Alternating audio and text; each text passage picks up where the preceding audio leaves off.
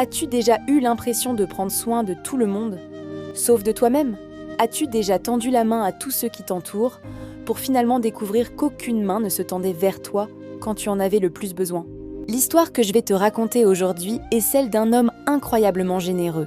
Il donnait son amour sans compter, mais il avait oublié la personne la plus importante, lui-même. Et c'est seulement lorsque son cœur s'est brisé qu'il a enfin appris la leçon la plus cruciale de sa vie. Il était une fois niché au cœur de champs verdoyants, un petit village tranquille où vivait un homme nommé Armand. Armand n'était ni riche ni célèbre, mais il possédait le cœur le plus grand du village. Il était l'homme sur qui tout le monde pouvait compter. Une vache disparaissait? Armand partait à sa recherche. Un toit fuyait? Il le réparait avec une patience infinie. Si quelqu'un avait faim, il partageait son maigre repas sans hésiter. Les villageois disaient souvent avec admiration « Armand est l'âme de notre village ». Ce qu'ils ignoraient, c'est qu'à l'intérieur, Armand se sentait épuisé et profondément seul. Chaque matin, sa routine était la même. Avant même de prendre son propre petit déjeuner, il portait de l'eau fraîche à la vieille veuve Elisa. Ensuite, il aidait son voisin à réparer sa clôture. Puis, il partait travailler dans les champs jusqu'au coucher du soleil. Quand il rentrait enfin chez lui, sa petite maison semblait crier à l'aide. Le toit était abîmé, les murs fissurés et le sol couvert de poussière. Il se disait souvent avec un soupir « Je réparerai tout ça demain ». Mais ce fameux demain n'arrivait jamais. Un soir, alors qu'il s'apprêtait à se reposer, un garçon du village arriva en courant, le souffle court. « Oncle Armand, le bœuf de mon père est tombé dans le puits. Viens vite !» Sans une seconde d'hésitation, Armand se précipita pour aider. Il tira et poussa de toutes ses forces, luttant dans l'obscurité jusqu'à ce que l'animal soit enfin sauvé. Tout le village l'acclama pour son courage. Mais cette nuit-là, sur le chemin du retour, Armand sentit ses jambes flageoler et son cœur peser une tonne. Arrivé devant sa porte, il s'effondra, terrassé par l'épuisement. Pendant 2 jours entiers, il resta cloué au lit, faible et malade, dans sa maison délabrée. Il attendait. Il espérait que quelqu'un vienne prendre de ses nouvelles. Peut-être Elisa ou ses voisins, mais personne ne vint. Les villageois, habitués à son omniprésence, pensaient simplement qu'Armand était sûrement occupé à aider quelqu'un d'autre, ailleurs. Personne n'imaginait que, pour la première fois, c'était lui qui avait désespérément besoin d'aide. En fixant le toit percé au-dessus de sa tête, il murmura pour lui-même, la voix brisée.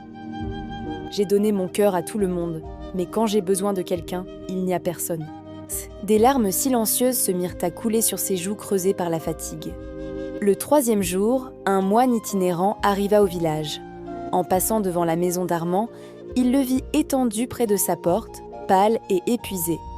Le moine s'approcha, lui offrit un peu d'eau et s'assit à ses côtés. « Mon fils, pourquoi es-tu ici, si seul ?» demanda-t-il avec une grande douceur.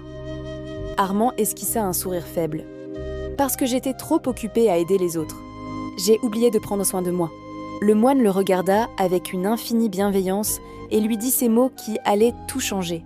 « Tu ne peux pas allumer les lampes des autres si ta propre flamme est éteinte. » Armand écouta, le cœur grand ouvert. Le moine continua. « L'amour est une chose merveilleuse, mais il doit impérativement commencer par toi. Tu ne peux pas verser de l'eau pour les autres si ta propre coupe est vide. » Ces paroles résonnèrent en Armand comme un écho longtemps attendu. Elles touchèrent une corde sensible, une vérité qu'il avait ignorée toute sa vie. Le lendemain matin, il se leva, lentement. Son corps était encore faible, mais son esprit, lui, était entièrement renouvelé. Pour la toute première fois de sa vie, il prit une décision radicale. Il allait prendre soin de lui. Il commença par nettoyer sa maison de fond en comble. Puis, il monta sur son toit et le répara avec soin. Il arracha les mauvaises herbes et planta de jolies fleurs devant sa porte. Chaque soir, il s'accordait un moment précieux. Il s'asseyait au bord de la rivière pour admirer le coucher du soleil, une chose simple qu'il n'avait jamais eu le temps de faire auparavant. Au début, les villageois ne comprirent pas. Ils se mirent à murmurer entre eux « Armand a changé, il n'est plus comme avant ». Mais quand on le lui faisait remarquer, Armand répondait simplement avec un sourire serein. « Oh, je continue à aider, je commence juste par m'aider moi-même d'abord. » Les jours se transformèrent en semaines. Le visage d'Armand devint plus lumineux, son pas plus assuré. Désormais, lorsqu'on venait lui demander de l'aide, il n'acceptait plus systématiquement et immédiatement.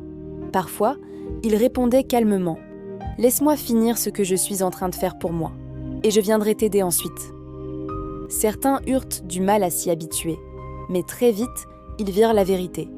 Armand était plus heureux, plus serein, et sa générosité, loin d'avoir disparu, était devenue plus forte, plus durable. Son nouvel équilibre enseigna sans un mot une leçon vitale à tout le village. Un soir, la vieille Élisa vint voir Armand, un grand sourire aux lèvres. « Tu nous as appris quelque chose de nouveau, Armand, » dit-elle. « Nous pensions que l'amour, c'était tout donner, sans rien garder. Maintenant, nous comprenons qu'il faut aussi savoir prendre soin de soi. » Armand lui répondit avec une profonde sagesse « Quand on s'aime soi-même, l'amour que l'on donne aux autres devient enfin pur, entier et inépuisable. » Peu à peu, le village entier se transforma. Les habitants commencèrent non seulement à s'entraider, mais aussi à prendre soin de leur propre cœur et de leur propre foyer. Le village devint plus paisible et plus harmonieux que jamais. Un soir, alors que le soleil couchant peignait le ciel de couleur chaude, Armand était assis au bord de la rivière. La lumière orangée dansait sur l'eau. Il ferma les yeux et murmura « Maintenant, je comprends. S'aimer soi-même d'abord n'est pas de l'égoïsme. C'est le point de départ du véritable amour. » Cette histoire nous rappelle une vérité essentielle. On ne peut pas aider les autres si notre propre cœur est vide. On ne peut pas aimer profondément les autres si on ne s'aime pas soi-même. Prends le temps de te reposer, de guérir et de t'aimer. Le monde a besoin de ta lumière, pas de ta souffrance. Le plus beau cadeau que tu puisses offrir aux autres, c'est de prendre soin de toi. Merci d'avoir regardé. Si cette histoire t'a parlé, n'hésite pas à laisser un commentaire et à t'abonner pour plus de récits inspirants. Prends bien soin de toi.